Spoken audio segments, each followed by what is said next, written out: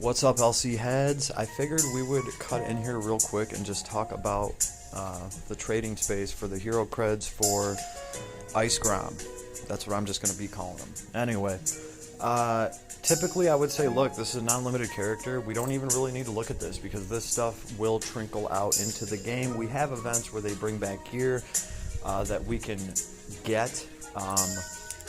And that is gear for limited characters. In fact, some of the limited characters gear, like Balin, you can get it from the Crimson Ore shop or something like that. I've seen it around. You probably have too.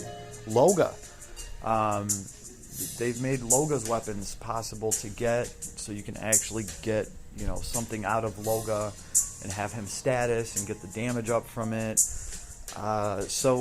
And Loga's not a limited character either. This is not a limited character either. What I'm going to say right now is just this, and I could be wrong, and if you think I am, leave me a comment. We can talk about it, but this gear is going to be more accessible throughout the game, and you'll probably have more chances to, have another shot at any of this gear as opposed to 2B's gear, A2's gear, these collab characters. I have never seen a collab character's gear pop back up ever. I've seen a limited character's gear pop back up, and I've even seen a limited character like, an original Last Cloudia limited character like Balin. Balin's gear is, kind of been put here and there. So, typically non-limited character gear is not that important. Now, there are exceptions. Lightning Sevilla was not really a viable character unless you had her gear. It's terrible what they did. It is what it is, but she really was not that viable. I don't know if things have changed, but she really was not that viable without her gear when she first came out, just because her gear did so effing much for her. If you actually look at the abilities that her gear give her, and you compare them to abilities of other weapons that were coming out at the time, it was effing absurd.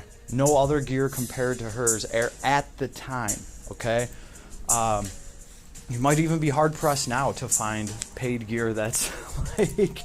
It's really like with Thunderbolt Sevilla, when she came out, they took 25% or like 20% of that character's potential and literally put it behind those paid weapons. So they did get some lashback for that. It did get pointed out. So I don't know, is this gear kind of like that? That's what we're looking at. So we have the blade. And by the way, guys, just so you know, my whole take on this, his whole new transformation thing, before any more story comes out or anything, this is just my wild guess.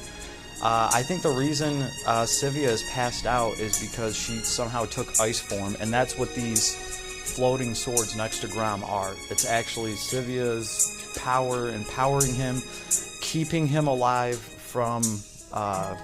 because that giant boss that we fight said that he's like, even now, little tiny fragments of me are eating away at you. Well, I think that's why he's encased in ice. So, I don't know. And the two swords that float next to him, they're not his design at all. They look like they're straight from the Ice Princess. They even have little crowns on them. Don't match his crown. I don't know. Just what I'm noticing. And that's just my guess. Let me know what you think in the comments below. But anyway, here's the sword you can get for him. 5-star weapon. Gorm only, of course. It's ice. It's given some defense since he's tanky, and it's given 183 strength, not bad, but ice attack damage 15%. That right there is that's nice. Ice attack is 15% more. Everything he does is ice, so right off rip, wow, that's a nice chunk of damage right there, plus defense plus 15%. His defense is already a monster stat, getting 15% more to a monster stat like that. Wow. For a tanky character like him, this is going to give you some damage and survivability, and they're actually nice chunks, just IMO. And SCT recovery speed plus 8%. They could have just given us 5 and that would have been badass, but they put 8. 8 is a nice percent. It's nice to see percents on that. So, this sword is nice.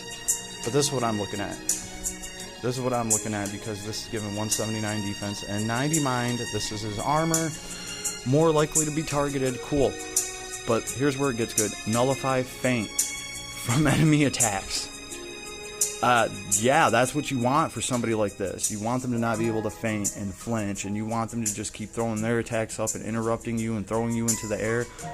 But then it gets better. Continuous MP regen effects. Regen 2% MP/time. And it's got stun resist, which is what you want, and some dark resist. Man, honestly, between these two, ladies and gentlemen, between these two, because look, I do have 11 of these just from, doing the first little couple pulls on the on his little step up thing or whatever it was. So I'm like halfway there to one, and really, if I had to choose right now, the armor, because specifically of why I would field this character in the first place.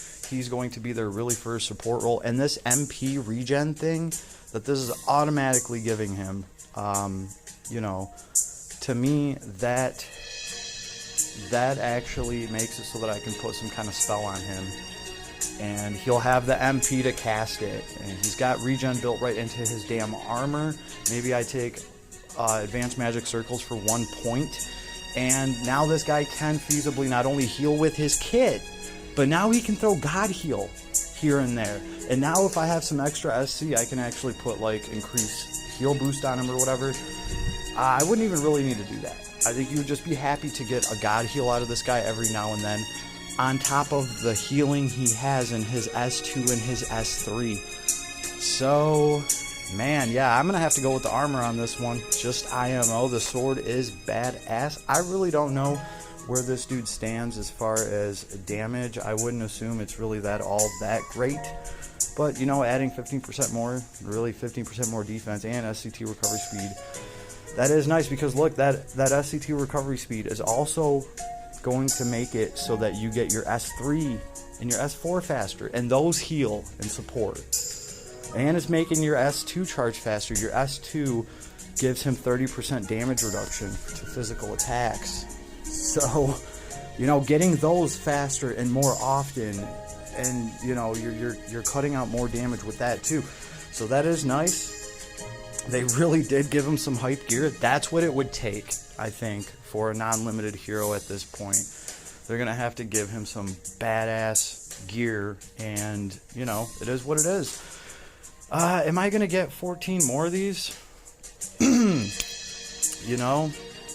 don't know. I'm tempted for that armor just to put that on him and actually make something for him. And hey, this guy is Ice Element, and he's really... he's like the Ice Element Ruto for me. So maybe I would want to do something with him.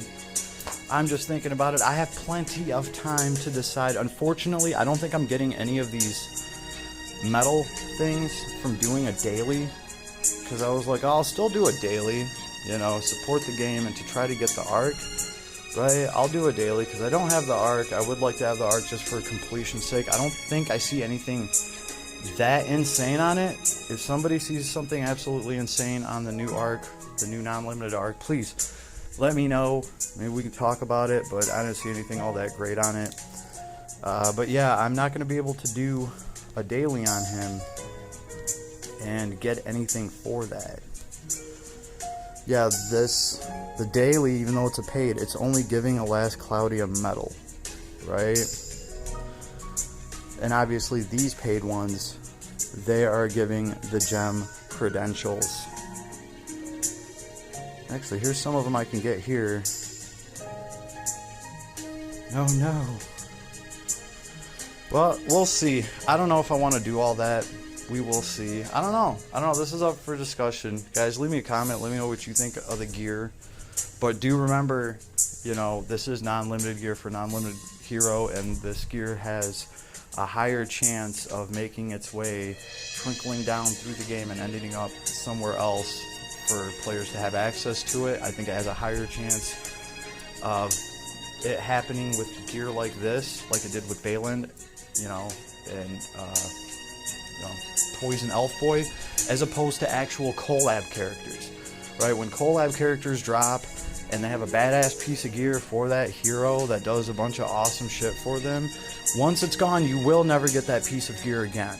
So even if you pull that hero at the very end, like 10 minutes before the banner goes down, and you're like, oh, awesome, I got this hero, you'll probably never have their amazing weapon. You know, assuming their weapon is really that amazing, and it can't be, because obviously we have tons of other gear in the game too, right? But I don't know, this is what I think about this gear. You guys let me know. Peace.